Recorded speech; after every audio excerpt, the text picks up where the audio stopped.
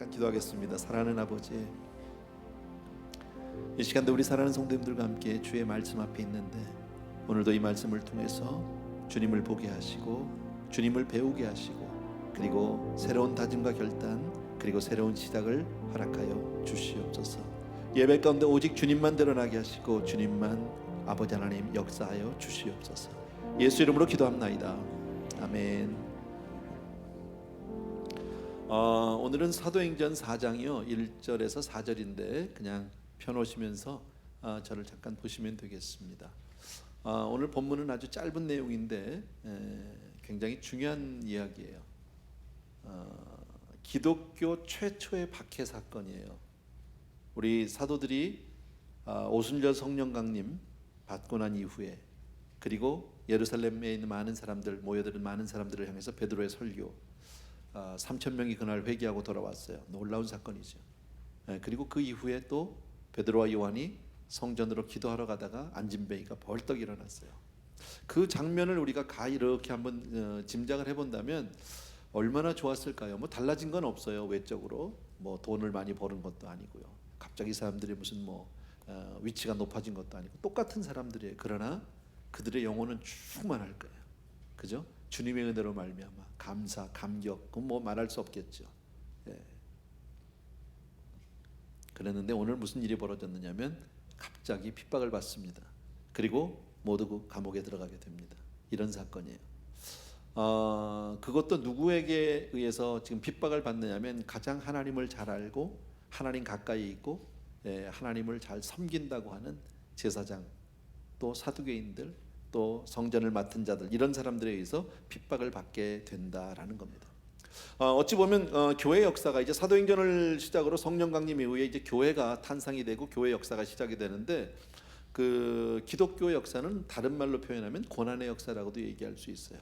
우리가 예수 믿고 나서 모든 일이 다 만사형통 승승장구되면 참 좋겠죠, 그죠? 우리가 바라는 거는 그런 거예요. 우리가 소원은요, 예수 믿고 나서 정말 우리가 주 안에서 모든 일이 다 형통하게 잘 되고 건강하고 그리고 부유해지고 풍족해지고 뭐 그런 것들을 우리는 꿈꿉니다만은 실제 우리의 삶도 그렇지는 않아요, 그죠? 예수를 아무리 열심히 믿고 잘 믿으려고 해도 우리 삶 가운데 여전히 아픔이 있고 고통이 있고 때로는 시련과 그런 핍박들이 있다라는 거죠. 그러면 어차피 우리는 그 고난을 피할 수는 없는 거죠. 뭐 예수를 믿기 때문에 고난을 당한다 그렇게 얘기할 수는 없겠지만 신앙생활을 하는 중에 고난은 피할 수 없는 옵션이에요. 내가요. 뭐 해도 되고 안 해도 되는 게 아니라 누구도 예외 없이 그런 고난은 다 겪게 된다. 그럼 하나님은 그렇게 사랑하는 자녀들에게 왜 고난을 주실까? 무엇 때문에 그런 아픔을 겪게 하실까? 이유가 뭘까? 여러분, 우리가 잘 알고 있는 내용인데 오늘 먼저 이 말씀을 우리가 본문을 들어가기 전에 조금 정리를 해봤으면 좋겠어요. 어차피 우리가 신앙생활하면서 우리가 또 인생을 살면서 고난을 당할 수밖에 없는데, 그 고난이 주는 참된 의미, 고난이 주는 어떤 유익을 우리가 미리 알고 맞는다면 그것은 우리에게 또 한 번의 기회가 될 수 있고, 우리 자신을 변화시키고 우리 자신을 정말 더 복된 삶을 살기 위해서 놀라운 어떤 준비가 될 수 있는 줄로 그렇게 생각합니다. 그래서 몇 가지 우리가 잘 아는 내용들을 먼저 정리를 해드리면, 첫 번째, 하나님은 고난을 통해서 당신의 백성들을, 당신의 자녀들을 훈련시키신다라는 거죠. 여러분, 고난을 훈련이라는 의미로 우리가 받아들인다면 훈련은 결코 쉬운 것이 아니에요. 땀을 많이 흘려야 되고 때로는 숨이 탁탁 막히기도 하고, 그리고 온몸이 피곤해서 정말 쓰러질 것만 같은 그런 과정들을 겪는 것이 훈련인데, 그런 훈련을 거쳐야 훌륭하게 정말 좋은 선수로, 좋은 군사로 쓰임받을 수 있다라는 거죠. 그래서 성경을 통해서 우리가 아는 것은 뭐예요? 하나님은 훈련받지 않은 사람을 쓰시지 않으세요. 가장 가까운 예가 성경에 있는 사람 중에서 바울 같은 사람 볼 수 있어요. 바울이 하나님의 은혜를 크게 받고 난 이후에 하나님은 바로 그를 아라비아 사막으로 3년 동안 데리고 가서 말할 수 없이 강한 훈련을 시키게 되죠. 또 다윗, 우리가 전에 사무엘서를 같이 공부하면서 같이 살펴보았지만 다윗이 기름 부음을 받았어요. 한 나라의 왕이 되는 놀라운 축복인데, 그렇게 기름 부음을 받은 이후에 바로 왕의 자리에 그를 올려놓지 않고 그때부터 얼마나 많은 고난의 연속이었는지 몰라요. 많은 연단의 시간들, 시련의 시간들, 눈물의 시간들이 있었던 것을 우리 잘 안다. 또 요셉도 마찬가지 아닙니까? 하나님 앞에 그렇게 귀하게 쓰임받기 이전에 그는 감옥 생활도 했어야 됐고 종 생활도 했어야 됐고, 참 어려운 생이별을 하는 부모와 형제들과 생이별을 하는 그런 아픔도 있었다. 그러나 그런 많은 훈련들이 하나님의 사람 요셉을 만들었고, 하나님의 사람 다윗을 만들었고, 하나님의 사람 바울을 만든 줄로 믿습니다. 그렇게 본다면 저와 여러분의 삶 가운데도 우리가 고난이 온다면, 핍박이 온다면요, 우리는 적극적으로 맞을 수밖에 없는 거죠. 그 모든 일을 통해서 우리 자신을 개발하고 우리 자신을 발전시켜 나가는 그런 기회를 삼게 되기를 바랍니다. 두 번째, 우리 또 생각할 게 있어요. 고난은 고난이 주는 유익이라고 하면 우리로 하여금 기도하게 한다라는 거죠. 기도를 그냥 보통 때라면 잘 안 해요. 또 잘 안 돼요. 그죠? 근데 힘들면요, 어려우면요, 누가 시키지 않아도 스스로 기도하기 시작합니다. 스스로 엎드리기 시작합니다. 매달리기 시작합니다. 이스라엘 역사를 보더라도 어려울 때마다 얼마나 이스라엘 백성들이 하나님께 매달렸는지는 우리 잘 알아요. 특히 요즘에 우리 이 열왕기서를 새벽 기도에 하고 있는데, 거기 보면 히스기야 왕 얘기가 요즘에 나왔잖아요. 그죠? 절대절명의 위기, 나라가 지금 망하느냐 아니냐, 온 백성이 지금 다 포로로 잡혀가느냐 아니냐, 엄청난 사건이죠. 그때 히스기야 왕이 결국 결단한 게 뭡니까? 자기가 왕복을 찢어버리고, 그리고 나서 베옷을 입고, 그리고 사람 다 의지하지 않고 혼자서 성전으로 들어가서, 그리고 하나님을 향해서 그냥 몸부림치는 기도. 누가 시켜서 하는 겁니까? 그렇지 않죠. 하나님 앞에 매달리는 거죠. 고난은 이처럼 우리에게 기도하지 않을 수 없도록 하는 놀라운 축복인 줄로 믿습니다. 또 성경을 우리가 잘 아는 에스더서도 마찬가지 아니에요? 사흘을 금식합니다. 내 민족이 지금 몰살당하게 생겼죠. 그때 사흘 동안 금식하고 왕에게 나아가면서 하는 얘기, 유명한 얘기, 죽으면 죽으리로다, 아니에요? 생명 걸고 가는 거 아닙니까? 왜 그런 일이 벌어집니까? 힘드니까요. 너무 어려우니까요. 그래서 이거는 고난, 그런 기도를 통해서 놀라운 그 반전의 역사들, 놀라운 하나님의 축복의 사건들을 우린 잘 알고 있지만, 보통 때 기도가 잘 안 되는 것은 바로 너무 편안하기 때문이에요. 어쩌면 우리 성도님들은 그래서 기도를 많이 안 하는지도 모르겠어요. 고난을 예찬하지는 않습니다. 저는요, 일부러 고난을 사사라고 하고 싶진 않습니다. 그러나 고난 당하면 빨리 엎드리는 게 수다. 믿습니까 여러분? 엘리야도 그랬고 예레미야도 그랬고 수없이 많은 하나님의 사람들이 그렇게 기도로 고난을 이겨낸 줄로 믿습니다. 그래서 야고보서 5장에 우리가 잘 아는 말씀, 이런 말씀이 있습니다. 너희 중에 고난 당하는 자가 있느냐? 저는 기도할 것이요. 고난 당하는 사람이 있으면 기도해라. 이것이 하나님이 우리에게 주시는 지혜요. 또 시편을 보게 되면 환난 날에 나를 부르짖으라. 그리하면 너희를 영화롭게 하겠다. 환난 날에는 기도해라, 그 얘기죠. 환난 날에는요. 어려울 때 기도하는 우리 성도님들 되게 주의 이름으로 축복합니다. 또 우리가 고난을 통해서 얻을 수 있는 유익이라면, 고난은 가짜 진짜를 구별해요. 보통 땐 잘 몰라요. 근데 어려움을 탁 닥쳐보면 진짜인지 아닌지를 금방 알 수 있어요. 성경에 이런 예가 하나 있습니다. 어떤 아버지가 두 아들을 부릅니다. 그리고 형제에게 이렇게 얘기합니다. 밭에 가서 일을 좀 하라고요. 그랬더니 큰아들이 예 알았어요 아버지. 그리고 안 갔어요. 작은 아들은 나 안 돼요, 시간 없어요. 근데 갔어요. 누가 아버지의 말을 들은 사람이겠느냐라고 성경은 우리에게 질문합니다. 물어보나 마나잖아요, 그죠? 어려우면, 이 어려움이, 우리가 잘 아는 아브라함을 봅시다. 하나님은 그 아브라함에게 허락한 마지막 시험이 뭡니까? 가장 사랑하는, 내 생명보다 더 소중한 아들을 바치라고 하는 거죠. 근데 그것을 통해서 아브라함의 믿음이 진짜인지 아닌지를 하나님은 확인할 수 있었다. 여러분, 이처럼 고난은 우리가 진짜인지 가짜인지를 알아요. 그러니까 성도님들 딱 보면 진짜 참 믿음 가운데 정말 믿음이 있는 사람들은 딱 힘들면 바짝 엎드려요. 근데 그렇지 못한 분들이 있어요. 어려움을 탁 당하면 일단 교회를 안 나오는 사람들이 있어요. 요건 가짜예요. 보통 땐 몰라요. 비슷해 보여요. 진짜와 가짜는 그럴 때 보면 안다라는.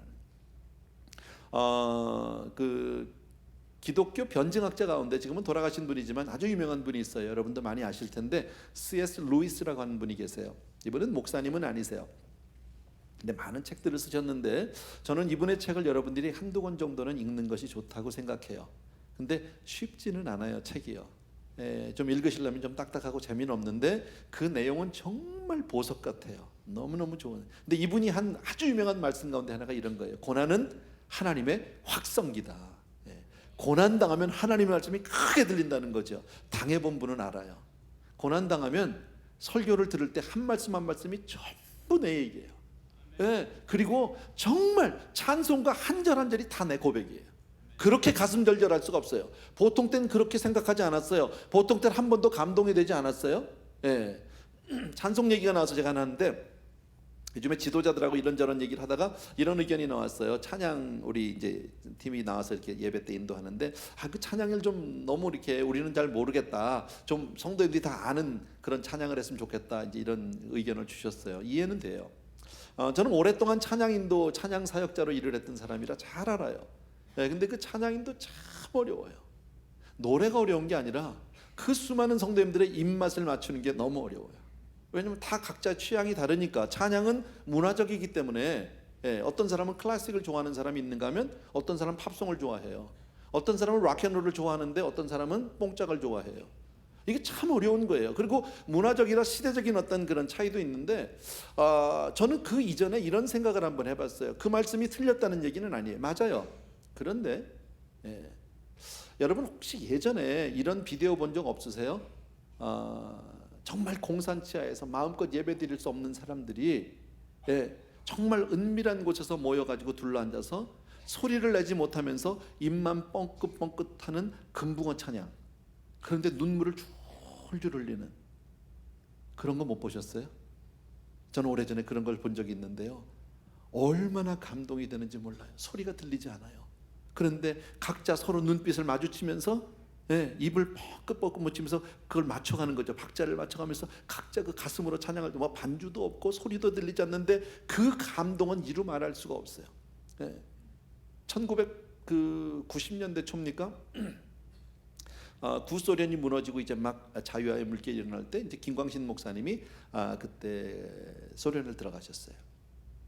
근데 그때 저는 첫 번째 갈 땐 제가 못 갔는데 그때 들은 이야기인데, 그때 김광식 목사님 가서 많은 사람들을 만나고 이제 복음을 전하기 시작하는데, 그때 한 할머니가, 나이가 많은 할머니이신데 그 할머니가 김광식 목사님을 보자마자 그 자리에 있었는데 목사님이라고 딱 쓰니까 그 앞에 달려 나와서 목사님 발 밑에서 팔을 입을 맞추면서 막 눈물을 흘리고 오열을 하더라는 거예요. 뭐 아는 사이가 아닙니다. 먼 친척도 아니고. 그 왜 이렇게 할머니가 우는지를 알 수가 없었어요. 근데 나중에 알게 된 것은 뭐냐면, 이분이 처녀 시절에 예수를 잘 믿던 분인데 공산화가 되면서 교회가 없어지고 종교 말살 정책이 벌어지니까 마음껏 예배를 드릴 수가 없었어요. 그리고 그때부터 예배 회복, 교회 회복을 위해서 그렇게 기도하다가 어느 날부터 기도 제목이 바뀐 게 뭐냐면, 하나님, 내 평생에 죽기 전에 목사님 한번 만날 수 있는 복을 주옵소서. 내가 정말 죽는 날까지 하나님의 종을 한 번만 만날 수 있는 복을 주시면 좋겠다고 늘 그렇게 기도를 했는데, 마침 그렇게 했는데 그날 김광신 목사님을 목사를 본 거예요. 그 감격은 이런 말도 안 통해요. 너무 오랫동안 그 고려인으로 그 3세 뭐 이렇게 살았기 때문에 이 사람 완전 소련 사람이지, 생긴 것만 이 동양 사람이지 완전히 속 알맹이는 소련 사람인데도 그 말도 통하지 않는데 나와서 오열을 하면서, 그리고 나서 그 할머니가 자기 두 딸을 복음을 위해서 내줬어요. 헌신을 지켜서 초창기 그 선교사에게 그 두 자매님들이, 한 분은 그때 학교 선생님이셨고 또 한 분은 뭐 아주 공부를 잘하고 똑똑한 분들인데, 다 김광신 목사님의 통역으로, 그때 러시아 통역으로 그렇게 오랫동안 쓰임 받았던 거 제가 알아요. 사실 말이 통하지 않았잖아요, 그죠? 뭘 알아들은 게 아니잖아요. 목사님 통해서 뭐 설교를 한 말씀 들은 것도 아니고 찬송 한마디 한 게 아닌데, 그렇게 오열하고 감격할 수 있는 게 뭐예요? 사모함이라는 거예요. 여러분, 물론 조금 얘기가 빗나갔는데, 우리 교회에서 정말 찬양팀, 우리 또 찬양인도자에 나와서 열심히 준비하고 같이 드릴 때 좀 어떤 경우는 잘 모르는 찬양일 수도 있고 좀 나한테 문화적으로 안 맞을 수도 있고 이해합니다. 그러나 그 이전에 사모함이 있느냐라는, 사모함이. 우리가 사모하면 좀 못 알아들으면 어때요? 그잖아요. 내가 곡을 좀 모르면 어때요? 우리가 무슨 노래 잘하자고 모인 건 아니니까.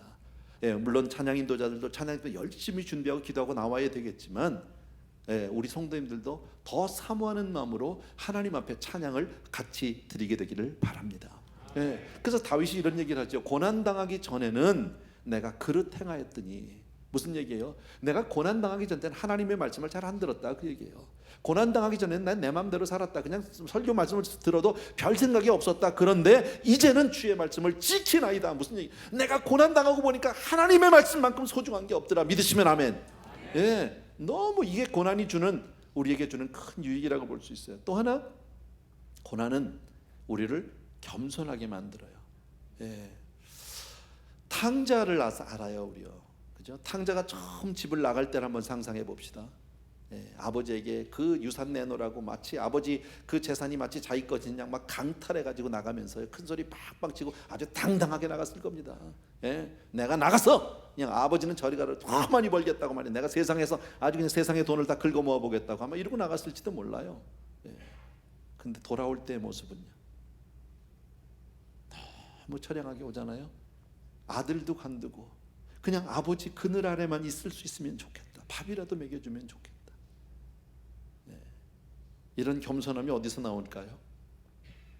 하나님이 왜 이스라엘 민족을 광야 40년을 광야 생활을 시키셨을까요? 성경이 이렇게 말씀해요. 내 열조도 알지 못하던 만나를 광야에서 내게 먹이셨는데 이는 다 너를 낮추시며 너를 시험하사 마침내 내게 복을 주려 하심이라. 낮추는 것 자체가 목적은 아니에요. 겸손하게 만드는 게 목적은 아니에요. 그러나 그를 통해서 우리에게 복을 주시기 위함인 줄로 믿습니다. 하나님이 우리의 그릇을 만들어간다. 고난을 통해서. 또 하나, 고난은 인내를 배우게 해요. 인내할 수밖에 없는 거잖아요. 고난 당하면.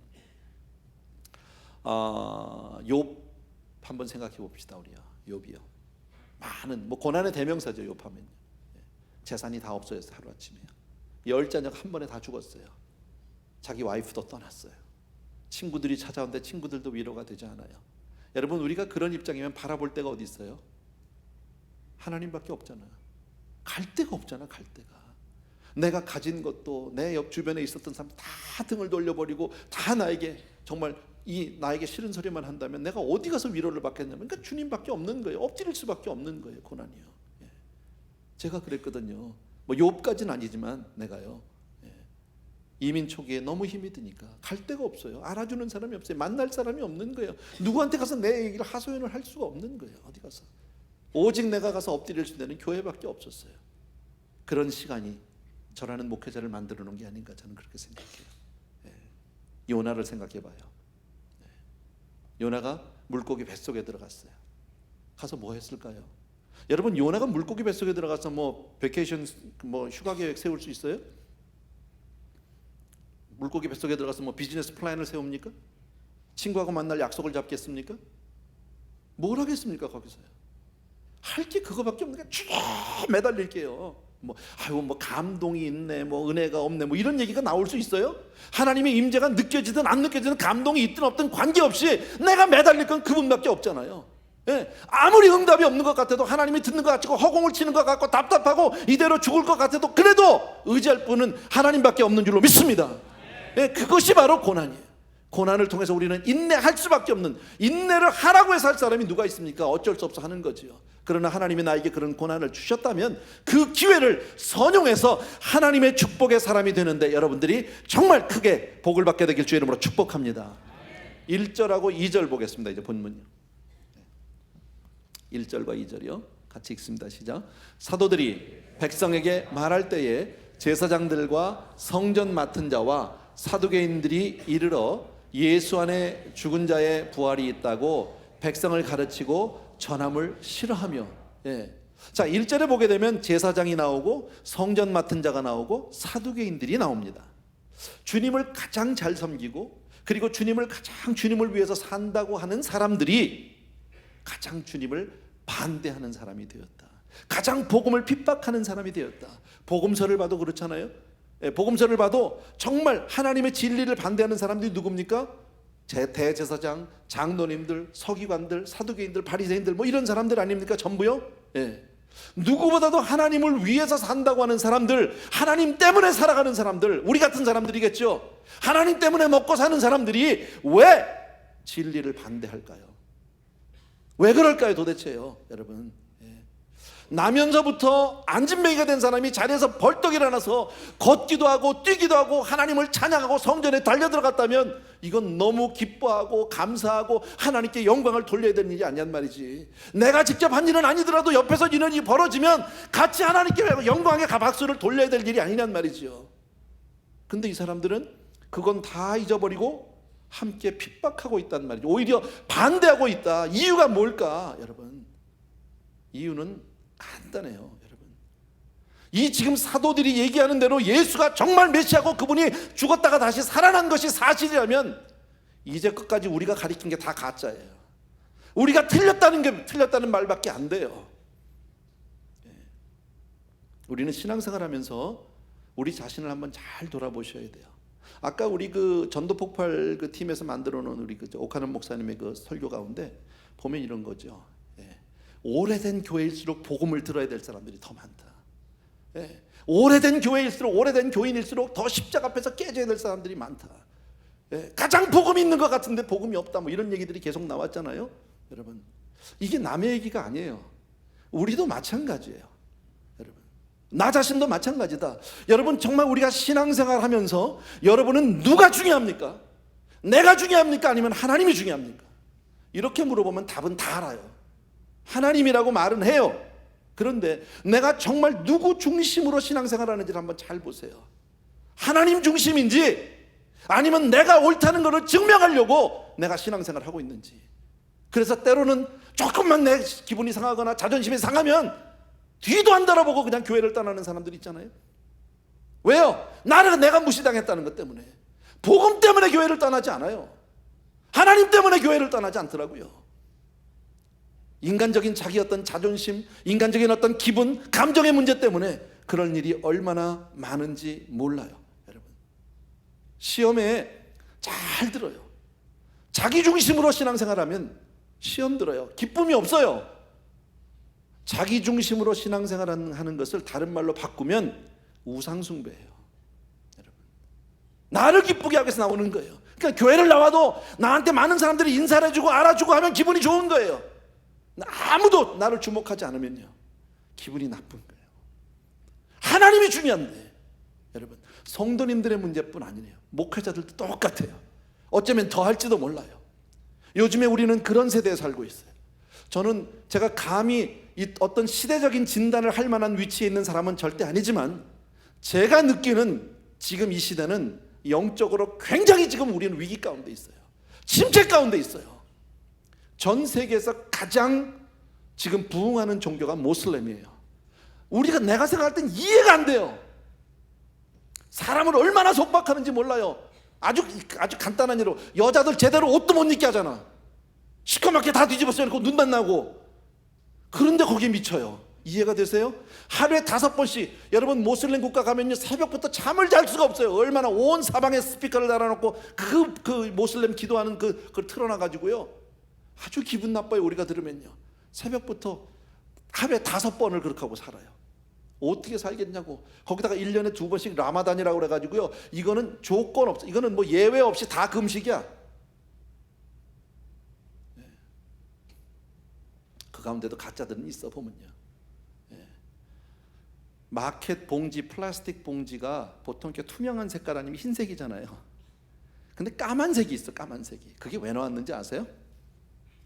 그 라마단 기간 동안에 낮에는 뭐 먹으면 안 되고 고기 먹으면 안 되거든요. 근데 고기가 먹고 싶으니까 시커먼 데다 사서 안 보이게 하려고 나온 거예요. 그게 농담이 아니에요. 진짜예요. 물론 거기도 그런 사람들이 있지만 어쨌든 신앙에서 어떻게 기독교가 지금 이렇게 힘을 잃어갈까? 어떻게 이렇게 정말 그 맛을 잃어갈까? 정말 이럴 때 우리가 정신 똑바로 차려야 될 줄로 믿습니다.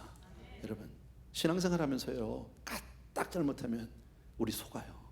처음부터 타락하는 사람 없고요, 처음부터 퇴색하는 사람은 아무도 없어요. 여러분, 마태복음 28장에 보게 되면 예수님의 무덤을 지키던 군인들이 예수님이 부활하신 이후에 빈 무덤을 발견하고 나서 너무 놀라서 장로님들과 대제사장을 찾아오는 장면이 나와요.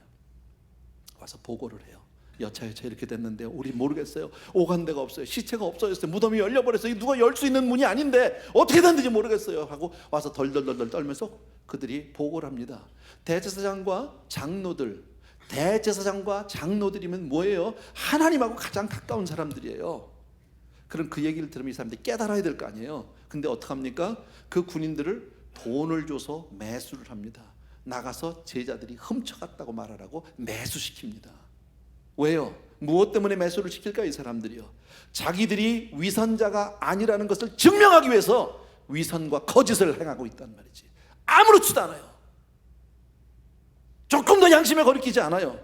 어떻게 이렇게 아무렇지도 않게 이렇게 불법을 행하고 거짓을 행할 수 있을까요? 내가 중요하기 때문에 그래요. 하나님이 중요한 게 아니라. 여러분, 특정인의 이야기를 해서 내가 이름을 대서 대단히 죄송한데, 조영기 목사님을 봅시다. 김홍도 목사님이라는 분을 봅시다. 난 개인적으로 그분을 알지도 못하지만 여러분, 그분들이요, 처음에 시작했을 때 어땠을까요? 정말 서대문에서 천막을 치고 거기서 교회를 하면서 개척교회를 했을 때 그분이 그렇게 내가 이거 이 때문에 그냥 부흥 엄청나게 시켜가지고 내가 수백억 수천억 재산을 해먹어야지 이러고 목회한 사람 세상에 어디 있어요? 세상에 신학교 들어가는 사람 가운데 내가 이 다음에 목사 돼서 내가 이 다음에 돈 많이 벌어야지 이러고 들어간 사람이 세상에 어디 있습니까? 다 복음의 순수함과 복음의 열정을 가지고 하나님을 사랑해서 들어가는 겁니다. 그리고 내 삶을 돌아보니까 생명 걸고 가는 겁니다. 그 길을요. 그런데 살다 보면 신앙의 축이 옮겨졌어요. 하나님이 아니라 나로 옮겨졌어요. 그러다 보니까 비행기 타고 여기저기 다니면서 골프 치는 게 아무렇지도 않은 거예요. 나는 그 정도 해야 되는 사람이야. 그 정도 할 수 있는 사람이야. 나는 당연히 마땅한 사람. 자기 자신에 대해서 사람이 얼마나 관대한지 몰라요. 여러분, 사람은 성향이 일단 자기 방어, 자기 보호의 성향이 있어요. 그래서 일반적으로 다른 사람의 잘못은 우리가 쉽게 인정해요. 아, 그거 잘못이야. 근데 똑같은 잘못을 내가 지적당하면 그것을 받아들이는 사람이 없어요. 일단 방어해요. 딱 방어하고 거부해요. 그리고 나서는 귀를 막고 안 들어요. 그게 사람이에요. 여러분, 오늘 짤막한 귀절이지만 보십시오.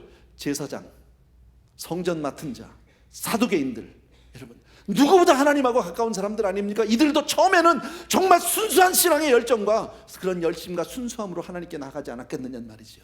그런데 복음을 핍박하고 복음을 반대하는 자리에 서버렸다라는 거지.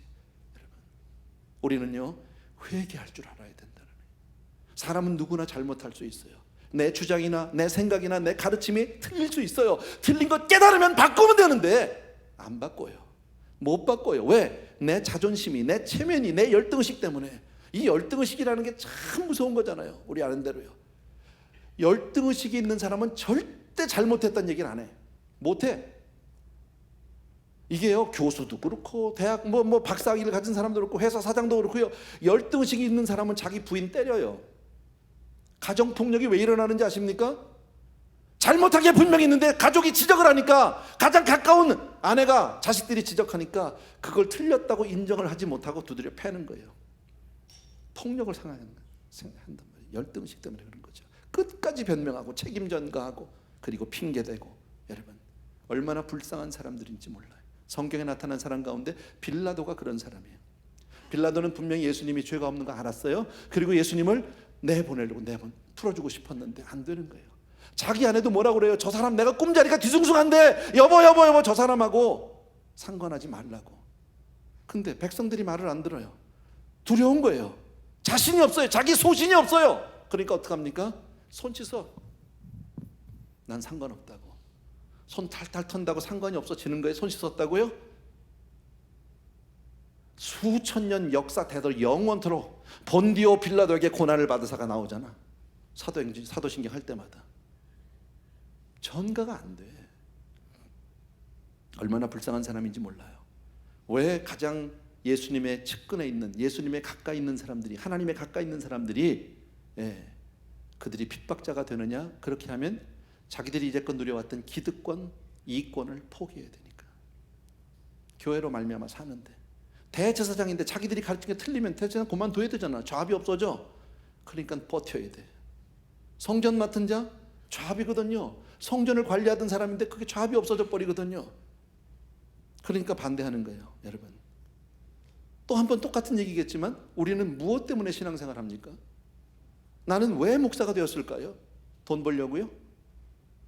사람들 앞에 내가 대우받고 대접받으려고요? 여러분, 그거 아니잖아요.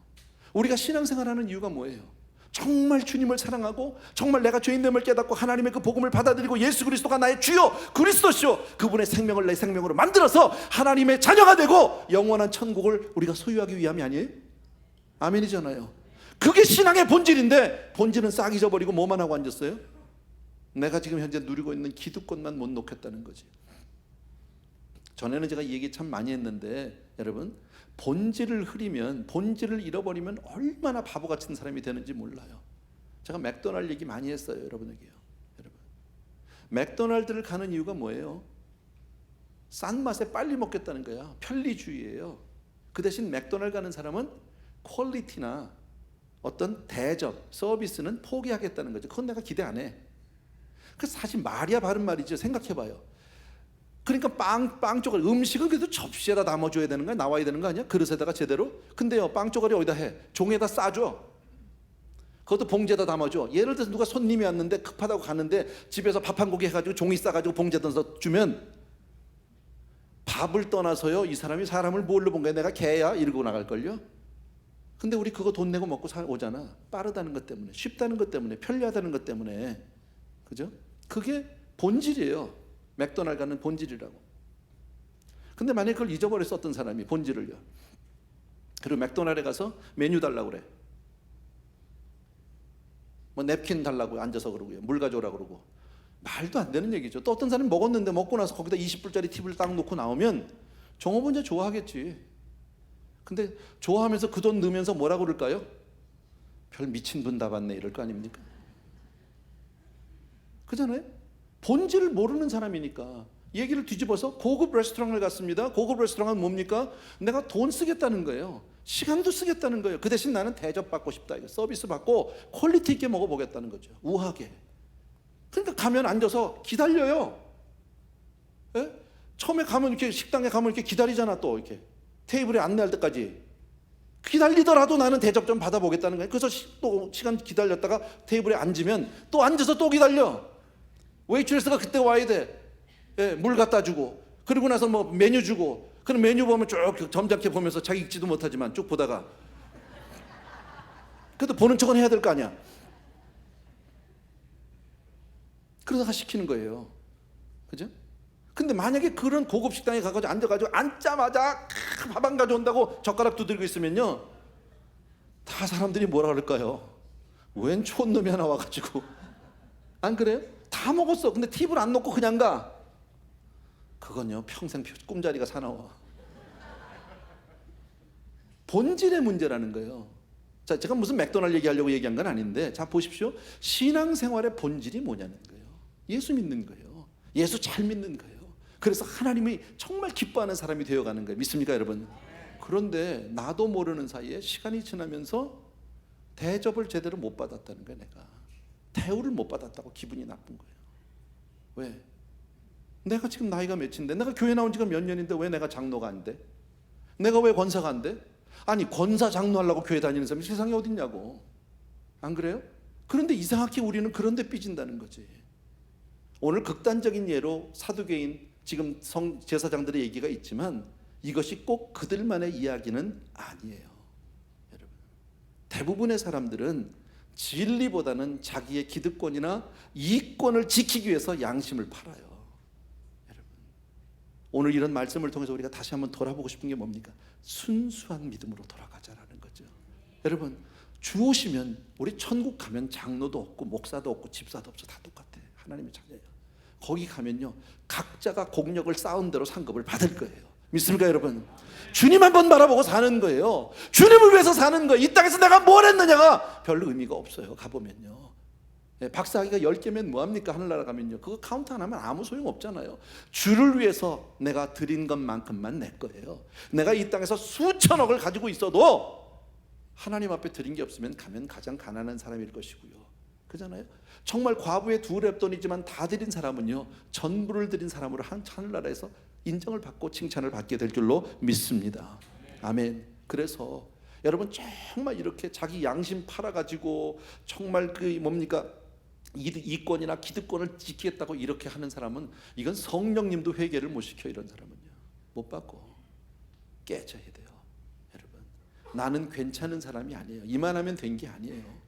여기서부터 우리가 정말 새롭게 다시 한번 정말 초심을, 정말 첫사랑을 회복하게 되길 주의 이름으로 축원합니다. 또 하나 볼 수 있는 것은요, 오늘 간단하게 말씀드릴게요. 불신앙은 본질적으로 적대관계에 있는 사람들, 나하고 한편이 아닌 사람들도 한편을 만들어줘. 예수님을 잡을 때 사두개인, 바리새인, 뭐 서기관이 다 한 편이야. 원래 이 사람들 한 편이 될 수가 없는 사람이에요. 오늘도 보면 제사장, 성전 맡은 자, 사두개인, 오늘 본문은 아니지만은 5절에서 6절, 7절까지 보게 되면 거기 또 나와요. 서기관도 나오고 가야바, 안나스 이런 사람들이 많이 나옵니다. 쉽게 말하면 제사장은, 여러분, 제사장은 요즘 말로 하면은 교역자라고 보면 돼요. 목회자들이라고 보시면 비슷해요.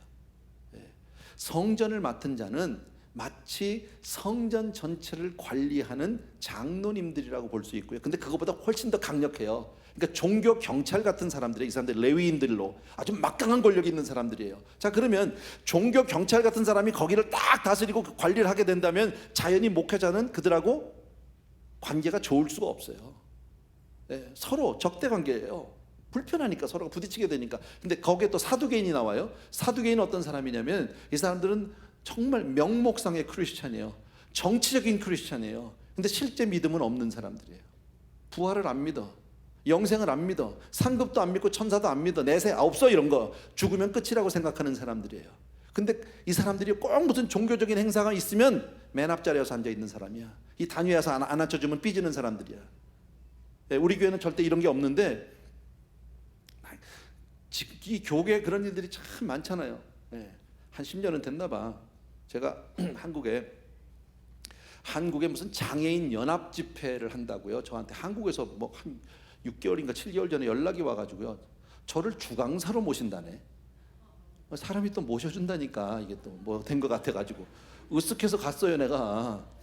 또 가면서 장로님들한테 했어. 그래도 이렇게 장애인 집회는 나를 부를 때는 아마 그래도 좀 후원해달라는 게 아닐까요? 그래가지고 또 교회에서 또 선교비 몇 천불을 얻어가지고 이제 가지고 갔어요.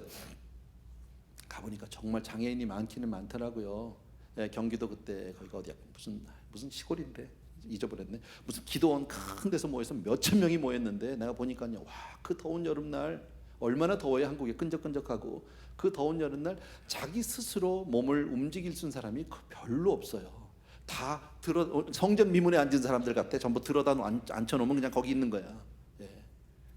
그래가지고 집회를 시작을 하는데 내가 화가 나가지고요. 얼마나 화가 났는지 몰라. 예배를 시작을 했는데 처음에 나와서 찬양인도 하고 또 기도하는 사람이 나오고 또 조금 나와서 광고하는 사람이 나오고 또 다른 목사가 또 나와서 뭐 자기 간증을 하고 조금 이따 또 나와서 또 기도하고 조금 이따 누가 성경 읽고 아주 한 열댓 사람은 들락달락 하는데요. 예배 시작한 지 1시간 40분이 지났는데 아직 본 주강사가 올라가질 못했어. 뭐 이런 것들이 다 있나요? 도대체 막 화가 나는 거예요. 이분들이 얼마나 힘들겠냐고. 은혜 받겠다고 거기 와 있는데, 나도 정말 은혜 끼쳐보겠다고 미국에서부터 칼 갈아가지고 왔는데 1시간 40분을 뒤에서 그냥. 그래서 내가 나가서요, 제 순서 돼가지고 나서 5분 하고 내려왔다니까.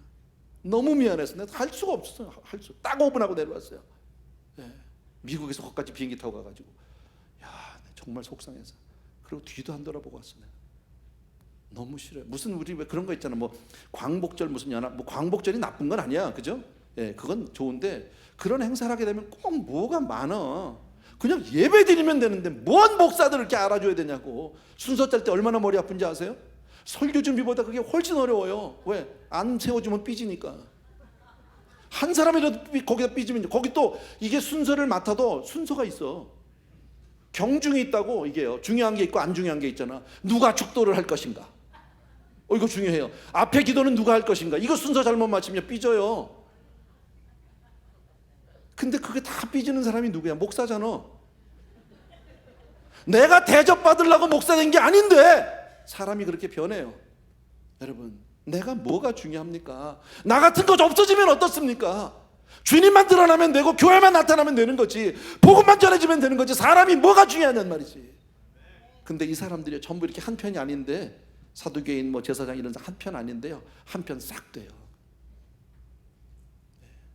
이게 불신앙이, 이게 참, 그러니까 기독교를 반하는 그런 세력들이 하나 탁탁 뭉치는 이유가 이게 다 사단의 세력이 얼마나 잘 뭉치는지 몰라요. 3절 4절 봅시다. 뭐 시간이 좀 지났네요. 죄송합니다. 3절하고 4절 같이 읽고 마칩니다. 시작. 그들을 잡음에 날이 이미 저물었으므로 이튿날까지 가두었으나 말씀을 들은 사람 중에 믿는 자가 많으니 남자의 수가 약 5천이나 되었더라. 짤막한 3절과 4절 2절인데 이건 굉장히 대조적이에요. 3절에서 사도들이 잡혀 들어갔어요. 제가 그 입장을 한번 서봤습니다. 여러분, 그 입장을 서보니까 굉장히 낙심이 되더라고요. 좌절이 되고. 거기까지 올 때까지는, 감옥에 들어가기 전까지는 정말 성령 충만, 사기 충만이에요. 왜? 성령 받았지, 오순절에. 그리고 베드로가 설교했더니 3,000명이 그날 돌아오지요. 거기다가 성전 미면서 안진뱅이 일어나. 이건 뭐 기적의 연속이니까 말할 수가 없는 거죠. 얼마나 좋았겠어요. 거기다 막 전하니까 사람들이 막 인산인해로 몰려들기 시작했는데, 근데 덜커덕 잡혀 들어가. 그럼 뭐예요? 어떤 마음이 들어요? 하나님이 어디 계시나? 이거 뭘 잘못했지 내가? 왜 이러시는 거야 도대체? 뭐 여러 가지 생각이 들 수 있어요. 그런데 4절에서 반전이 있어요. 그런데 감옥에 들어가 있는 동안에 그날 5,000명이나 되는 남자들, 또 여자들도 있었겠죠. 수많은 사람이 그날 예수를 믿기로 새로 결심하고 예수를 믿었다 이거예요. 여러분, 3,000명이 믿었고 5,000명이, 적어도 초대교회 시작은 이렇게 해야 되는데,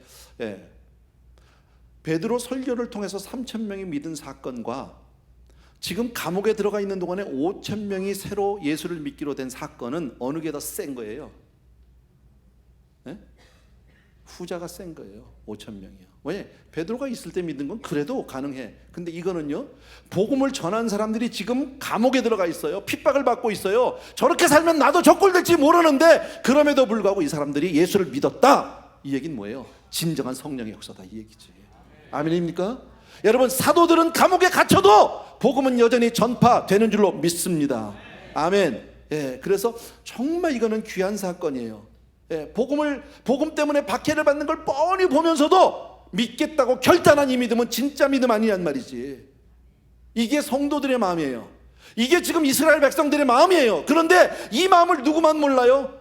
제사장만 모르고 사두개인만 모르고 성전 맡은 자만 몰라. 성도들은 나가서 지금 은혜 충만하고 그 은혜 복음에 목말라 있는데 목사만 몰라. 똑같은 거예요 지금요. 얼마나 안타까운 겁니까? 까딱 잘못하면 예수를 오래 믿었다고는 우리가 이짝 날 수 있다라는 거죠. 여러분, 성령 받지 못한 채 종교에 매달려 있으면 이렇게 된다, 그 얘기 한마디로. 여러분, 성령 받은 사람과 성령 받지 못한 사람의 차이예요. 세상적인 기득권과 이권을 다 누리고 있고 세상의 위치를 다 가지고 힘을 가지고 있다고 할지라도 성령 못 받으면 그 중심이 자기예요. 성령 받은 사람은 중심이 하나님이고. 아멘. 여러분, 우리 분명 신앙은 신본주의예요. 하나님 중심이어야 돼요. 내가 아니에요. 사람은 중요하지 않아요. 믿습니까 여러분? 분명히 깨달으시게 되길 바라고, 정말 한 분 한 분이 성령을 충만하게 받길 주의 이름으로 축원합니다. 정말 종교에 머무르지 말고 성령 안에서 새롭게 변화받고 첫사랑을 회복하는 우리 성도님 되길 주의 이름으로 축원합니다. 기도하겠습니다. 사랑하는 우리 아버지 하나님, 오늘 주신 말씀을 통해서 또 한 번 우리가 왜 성령을 받아야 되는지, 왜 성령 안에서 새롭게 변화를 받아야 되는지 다시 한번 우리가 깨닫게 됩니다. 사랑하는 아버지요, 우리 귀한 성도님들 한 분 한 분 정말 주의 은혜 가운데 성령 충만케 하여 주시기 원하고, 아버지 하나님의 신앙의 본질에서 흐려지지 않는 우리 귀한 성도님들 다 되게 하여 주시옵소서. 예수님의 이름으로 기도합나이다. 아멘. 아멘. 아멘. 여기에 모인 우리 주의 은총 받은 자여라. 주께서 이 자리에 함께 계심을 아노라. 언제나 주님만을 찬양하며 따라가리니 시험을 당할 때도 함께 계심을 믿노라. 이 믿음 더욱 굳세라. 이 믿음 더욱 굳세라. 주가 지켜주신다. 어두운 밤에도 주의 밝은 빛 인도하여 주신다. 아멘. 다시 한번 주의 은혜를 진심으로 감사합니다. 우리에게 천국의 소망과 부활의 생명을 주신 주님을 찬양합니다. 아버지 하나님, 나 같은 죄인이 예수 그리스도로 말미암아 모든 죄사함을 받고 새롭게 하나님의 자녀로 거듭나고 태어날 수 있는 은혜 주신 것 진심으로 감사합니다. 아버지 하나님, 오늘 특별히 이 말씀을 통해서 우리의 이 처음 신앙이 변질되지 않게 도와주시기 원하고 끝까지 주님 한 분을 바라보고 믿음으로 충성을 다하다가 하나님 앞에 섰는 그날 잘했다 칭찬받는 우리 모든 성도님들 다 되게 하여 주시옵소서. 오늘도 하나님 예배를 통해서 우리의 삶을 고백하고 주님의 낯을 배울 수 있는 은혜 주신 것 진심으로 감사하고, 특별히 우리의 작은 예물들을 준비했지만 이것은 숫자도 물질이 아닙니다. 우리의 고백이고 우리의 삶이고 우리의 사랑이고 우리의 모든 것입니다. 주님, 우리의 삶입니다. 받아 주시옵소서. 우리 귀한 성도님들을 주의 손에 올려드리오니 받으시고 주님 마음껏 축복하여 사용하여 주시옵소서. 이제는 우리 주 예수 그리스도의 은혜와 하나님 아버지 극진하신 그 사랑하심과 성령님의 내주인도 충만 교통 역사하심이 이 자리에 있는 모든 사랑하는 성도님들 위해 이제로부터 영원토록 함께 계실지어다.